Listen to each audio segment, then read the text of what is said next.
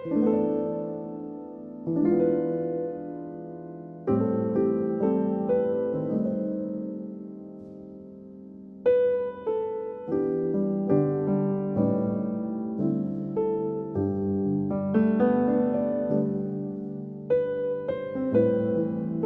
같이 사도신경으로 신앙 고백하시겠습니다. 전능하사 천지를 만드신 하나님 아버지를 내가 믿사오며 그 외아들 우리 주 예수 그리스도를 믿사오니 이는 성령으로 잉태하사 동정녀 마리아에게 나시고 본디오 빌라도에게 고난을 받으사 십자가에 못 박혀 죽으시고 장사한 지 사흘 만에 죽은 자 가운데서 다시 살아나시며 하늘에 오르사 전능하신 하나님 우편에 앉아 계시다가 저리로서 산자와 죽은 자를 심판하러 오시리라. 성령을 믿사오며 거룩한 공회와 성도가 서로 교통하는 것과 죄를 사하여 주시는 것과 몸이 다시 사는 것과 영원히 사는 것을 믿사옵나이다. 아멘. 다 같이 찬송가 499장을 함께 부르시겠습니다.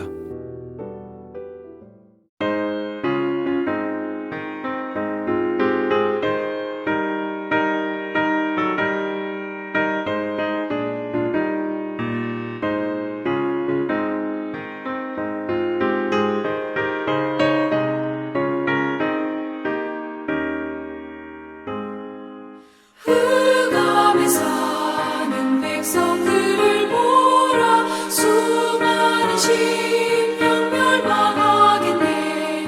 그 누가 갈까. 주의 복음 들고 생명을 구원하는 곳으로. 큰 권세 주께 있으니, 큰 권세 주께 있으니, 너는 가서 주의 복음 전하라. 주가 너 항상 지키리라. 구원의 문은 넓게 열렸으니 십자가 운명 일어나거라. 너희의 힘을 하나로 뭉쳐서 죄악의 쇠사슬을 끊어라. 큰 권세 주께 있으니, 큰 권세 주께 있으니, 너는 가서 주의 복음 전하라. 주가 너 항상 지키리라. 왜 너는 멸망길을 가려느냐. 주 음성 듣고 응답하여라. 널 구원하려 예수 죽었으니 생명의 참된 복음 전하라. 큰 권세 주께 있으니, 큰 권세 주께 있으니, 너는 가서 주의 복음 전하라. 주가 너 항상 지키리라. 온전한 만민 승리의 그날에 영광과 찬송 주께 드리네. 속죄함 입어 구원받았으니 기쁘게 할렐루야 부르세. 큰 권세 주께 있으니, 큰 권세 주께 있으니, 너는 가서 주의 복음 전하라. 주가 너 항상 지키리라. 오늘 보실 하나님의 말씀은 사도행전 11장 1절로 18절입니다. 우리 다 같이 한 목소리로 읽겠습니다. 유대에 있는 사도들과 형제들이 이방인들도 하나님의 말씀을 받았다 함을 들었더니 베드로가 예루살렘에 올라갔을 때에 할례자들이 비난하여 이르되 내가 무할례자의 집에 들어가 함께 먹었다 하니 베드로가 그들에게 이 일을 차례로 설명하여 이르되 내가 욥바시에서 기도할 때에 황홀한 중에 환상을 보니 큰 보자기 같은 그릇이 내 귀에 매어 하늘로부터 내리어 내 앞에까지 드리워지거늘 이것을 주목하여 보니 땅에 네 발 가진 것과 들짐승과 기는 것과 공중에 나는 것들이 보이더라. 또 들으니 소리 있어 내게 이르되 베드로야 일어나 잡아먹으라 하거늘 내가 이르되 주님 그럴 수 없나이다.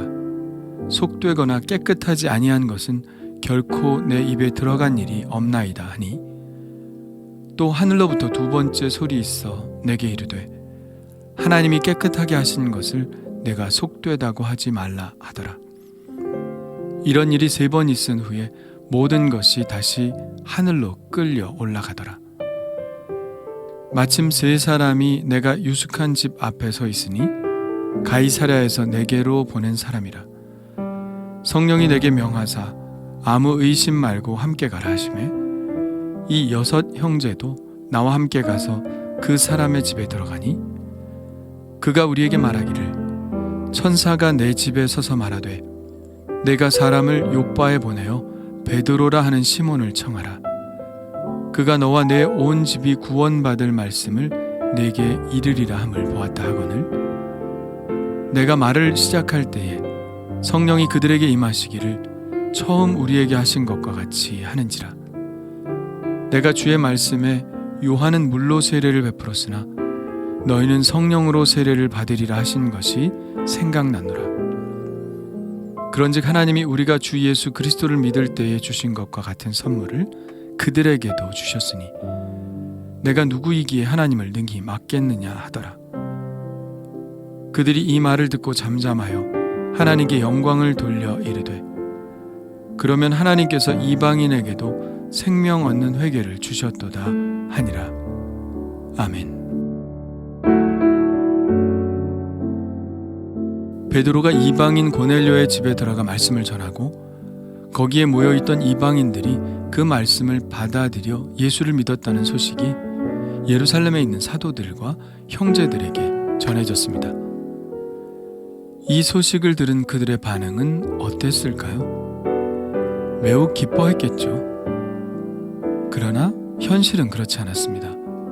그들의 반응을 보면 유대인과 이방인 사이에 쌓여진 장벽이 얼마나 높은 것인지 실감할 수 있습니다. 이것은 사마리아 사람들을 대하는 그들의 태도와도 사뭇 다른데요.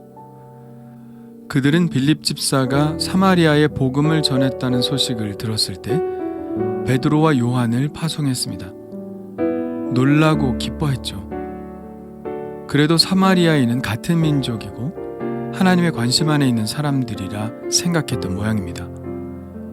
그러나 이방인들이 복음을 받아들였다는 소식에는 매우 과민하게 반응했죠.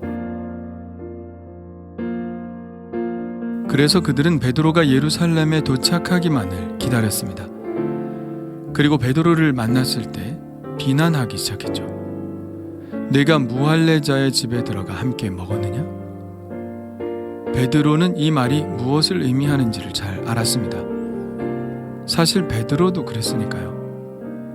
베드로는 고넬료 집안 사람들과 만나자마자 스스로 자기 변호부터 하죠. 유대인으로서 이방인과 교제하며 가까이 하는 것이 위법인 줄은 너희도 알거니와 하나님께서 내게 지시하사 아무도 속되다 하거나 깨끗하지 않다 하지 말라 하시기로 부름을 사양하지 아니하고 왔노라. 베드로도 그에게 보여주신 환상과 성령의 지시하심이 아니었다면 절대로 이방인 고넬료의 집에 들어가지 않았을 것입니다. 그들의 마음을 충분히 이해했던 베드로는 그간 일어난 일에 대해서 상세하게 설명합니다. 성령께서 베드로의 선입견을 깨신 과정이 있었기 때문에 그의 생각이 변했듯이 그들도 성령께서 하신 일에 대해 들으면 자기처럼 변할 것이라는 확신이 있었죠. 그래서 전혀 당황하지 않고 그간 일어났던 일들에 대해 설명을 합니다. 내가 말을 시작할 때에 성령이 그들에게 임하시기를 처음 우리에게 하신 것과 같이 하는지라. 베드로가 말한 이 장면이 바로 결정적인 장면이었죠. 오순절에 성령께서 임하신 것과 똑같은 방식으로 고넬료의 집안 사람들에게 역사하신 하나님을 그가 본 것입니다. 그 장면을 보는 순간 베드로는 예수님이 하신 말씀을 기억해냈습니다. 내가 주의 말씀에 요한은 물로 세례를 베풀었으나 너희는 성령으로 세례를 받으리라 하신 것이 생각났노라. 무슨 뜻일까요? 이 성령 세례는 바로 예수님이 부으신 세례라는 것이죠. 성령으로 세례를 주실 수 있는 분은 바로 예수님밖에 없으니까요. 그래서 베드로는 결론적으로 이렇게 말합니다. 그런즉 하나님이 우리가 주 예수 그리스도를 믿을 때에 주신 것과 같은 선물을 그들에게도 주셨으니 내가 누구이기에 하나님을 능히 막겠느냐. 성령의 임재야말로 하나님이 그들을 받으셨다는 확실한 증거이기 때문에 베드로는 그 사실을 받아들일 수밖에 없었고 그와 동행했던 6명의 형제들도 하나님의 역사로 받아들였습니다. 그리고 베드로는 그들의 동의하에 세례를 베풀었죠. 이것이 하나님의 역사하심이 아니라고 누가 말할 수 있겠습니까? 베드로에게 보여주셨던 환상과 동시에 고넬료에게 보여주셨던 환상이 딱 들어맞아서 하나님의 선하신 뜻을 찾아나가는 이런 일이 어떻게 일상에서 우연적으로 일어날 수 있는 일이겠습니까? 그래서 예루살렘에 있는 사도들과 형제들, 즉 유대인들로서 이방인들에게 강한 적대감을 가지고 있던 그들도 하나님의 뜻을 받아들이지 않을 수 없었습니다. 그들이 이 말을 듣고 잠잠하여 하나님께 영광을 돌려 이르되 그러면 하나님께서 이방인에게도 생명 얻는 회개를 주셨도다 하니라. 베드로에게 향해졌던 비난은 완전히 사라졌습니다. 그들은 하나님이 하신 놀라운 일에 대해 매우 감명받았고 하나님께 영광을 돌렸습니다. 그들은 비로소 인정했죠. 하나님께서 이방인들에게도 생명 얻는 회개를 주셨다는 사실을요. 이 고넬료의 집에서 일어난 성령 강림 사건은 그리스도교 역사에서 가장 기념비적인 사건으로 기록되고 있습니다. 오순절 성령 강림 사건을 통하여 유대인들에게 생명 얻는 회개가 일어나기 시작하고 교회 공동체가 세워졌듯이 같은 방식으로 고넬료의 집안에서 일어났던 성령 강림의 사건은 이제 이방인들에게 생명 얻는 회개가 일어나는 시초가 되고 이방인 교회 공동체가 세워져 나가는 촉발 사건이 되었기 때문입니다. 이러한 일은 참 많은 사람들의 순종으로 합력하여 선을 이루어 일어났습니다. 베드로의 순종과 고넬료의 경건, 그리고 유대인 그리스도인들의 수긍과 순종이 만들어낸 결과입니다. 성령에 의해서 자기의 생각을 바꾸고 하나님의 뜻을 받아들이는 일은 오늘 말씀에서 보듯이 쉬운 일은 아닙니다. 그러나 우리의 생각이 하나님의 생각을 막을 수는 없죠. 내 생각을 접고 하나님의 생각을 따라가는 일이 바로 교회의 일이고 그리스도인들의 길이라는 깨달음을 갖습니다. 그러나 만일 성령이 충만하지 않다면 무슨 일이 벌어질까요? 성령이 충만하지 않은 사람들이 모여있는 공동체는 어떻게 될까요? 생각만 해도 끔찍합니다. 하나님의 뜻을 모른 채 자신의 생각만 주장하다가 다툼과 비난과 분열을 거듭하겠죠. 그러므로 다시 한번 성령의 충만함을 간구하게 됩니다. 그래서 성령께서 우리 자신을 또 공동체를 아름답게 이끌어 가시기를 기도합니다.